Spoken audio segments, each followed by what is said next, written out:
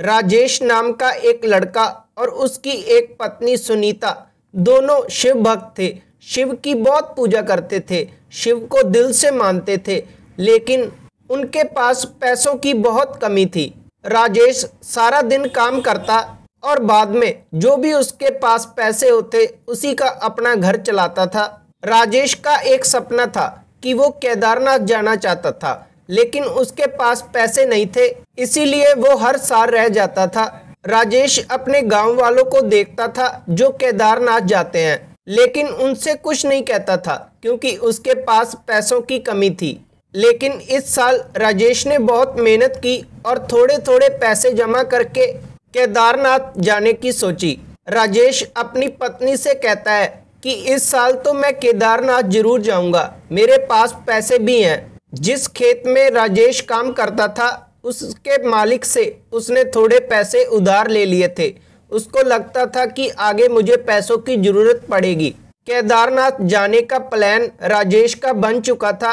एक दिन पहले वो अपने खेतों में काम कर रहा होता है और राजेश का पैर अचानक से बिजली की तार पर जाकर टिक जाता है और उसको झटका लग जाता है।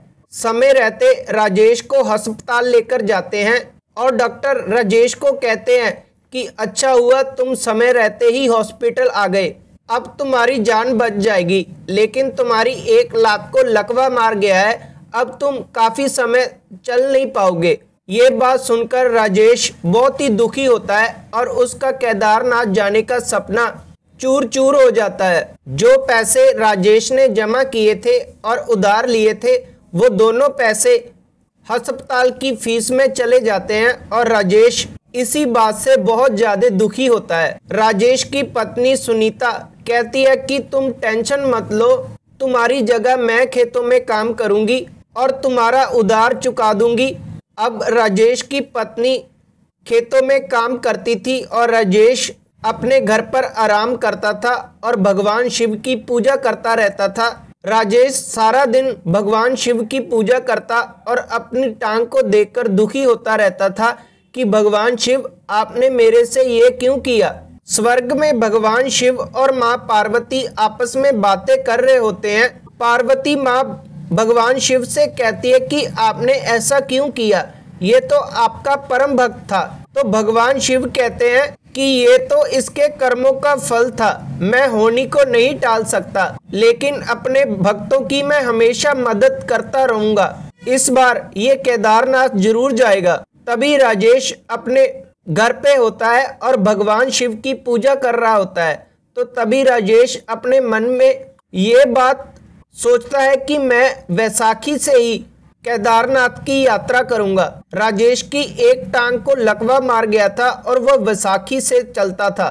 तो सुनीता उसकी पत्नी कहती है कि तुम वैसाखी के साथ चलते हो, तुम केदारनाथ की यात्रा कैसे करोगे। लेकिन राजेश कहता है कि मैं तो ये यात्रा कर कर ही रहूंगा।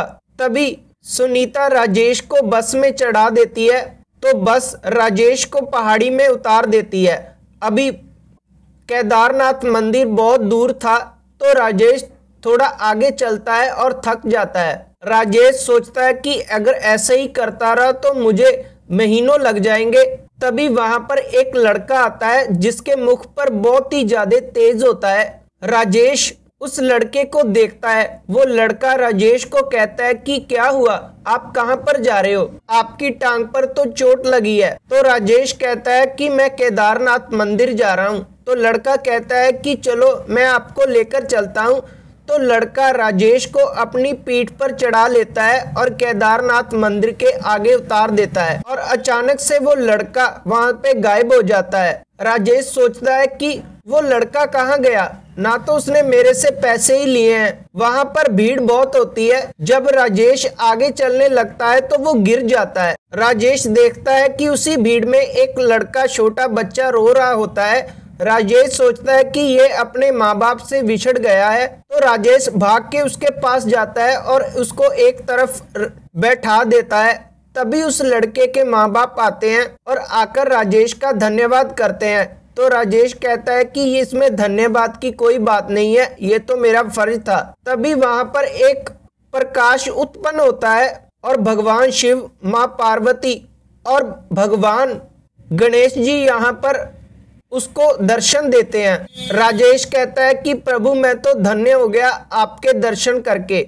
तो भगवान शिव कहते हैं कि तुम्हारे बहुत सी परीक्षा हुई लेकिन तुम सभी परीक्षाओं में पास हो गए। भगवान शिव कहते हैं कि मैं ही तुम्हें वो लड़के के रूप में ऊपर लेकर आया हूँ। जिस बच्चे की तुमने मदद की है वो गणेश जी थे, तुम्हारी वो परीक्षा लेना चाहते थे तो तुम उसमें भी पास हो गए हो। भगवान शिव कहते हैं कि मांगो क्या मांगते हो। तो राजेश कहता है कि हे भगवान मुझको आपकी भक्ति मिलती रहे और आपकी कृपा मेरे पे हमेशा बरसती रहे।